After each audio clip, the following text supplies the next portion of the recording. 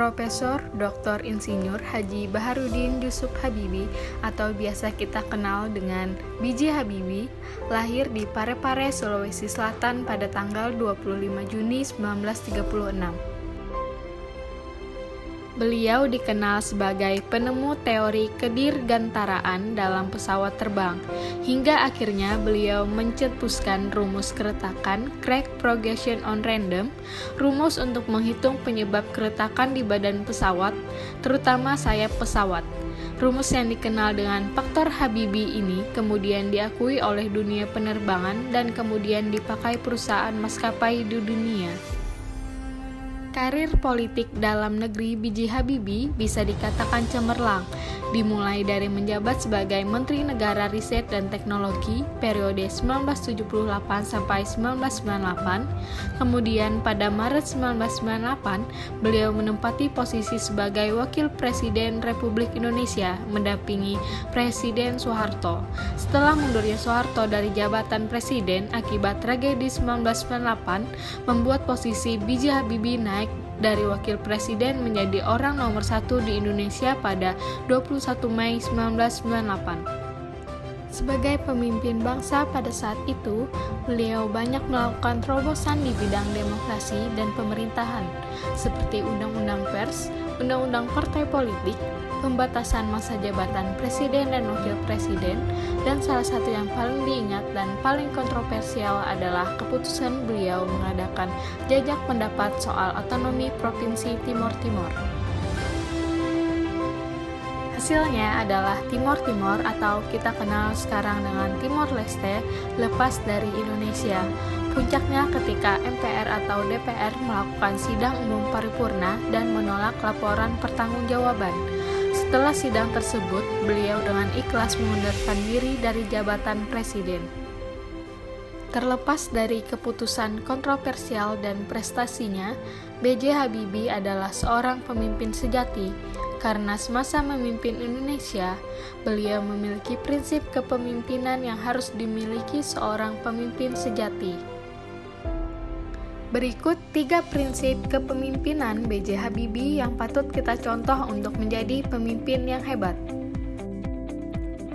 1. Memimpin diri sendiri dengan sangat baik.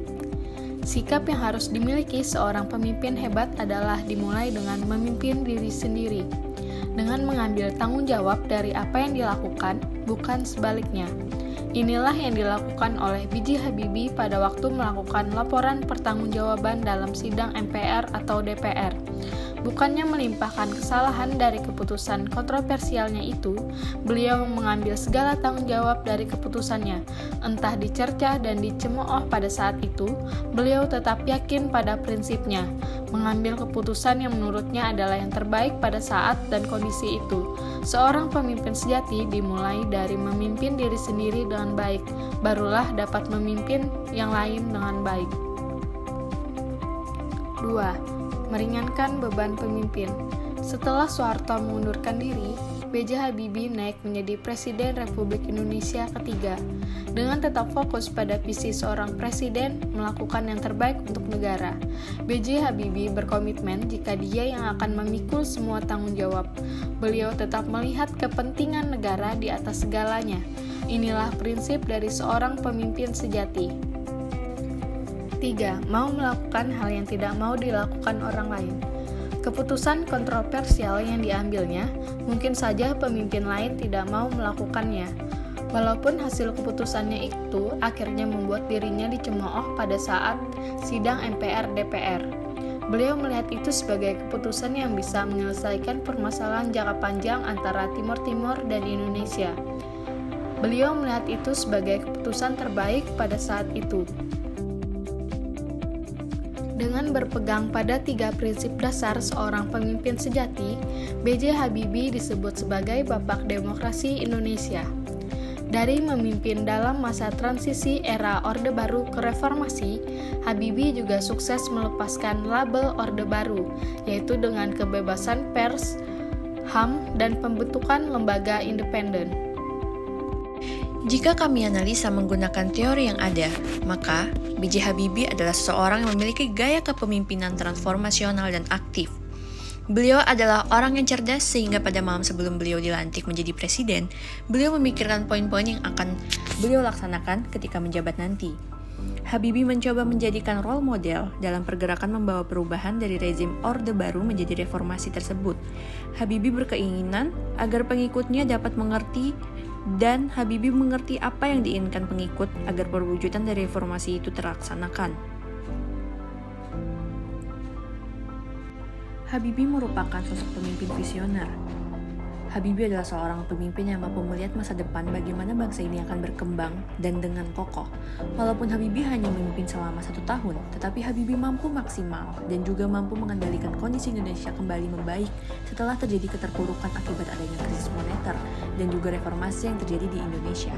B.J. Habibie termasuk consideration pemimpin, yaitu yang mengembangkan para pengikut dengan menciptakan lingkungan dan iklim organisasi yang mendukung. Habibie mendorong para pengikutnya untuk memakai imajinasi mereka untuk menantang cara melakukan sesuatu yang dapat diterima oleh sistem sosial.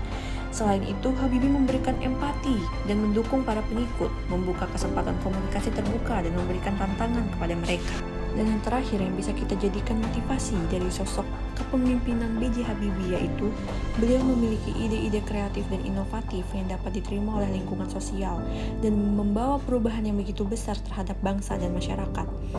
Beliau memiliki motivasi yang kuat untuk memperbaiki dan menghadapi masalah-masalah yang awal pemerintahannya sangatlah bermasalah, sehingga beliau berhasil menjadikan dasar-dasar bangun arsitektural ekonomi yang menjadi landasan perbaikan ekonomi menuju kesejahteraan sosial, yaitu dengan sistem ekonomi pasar sosial.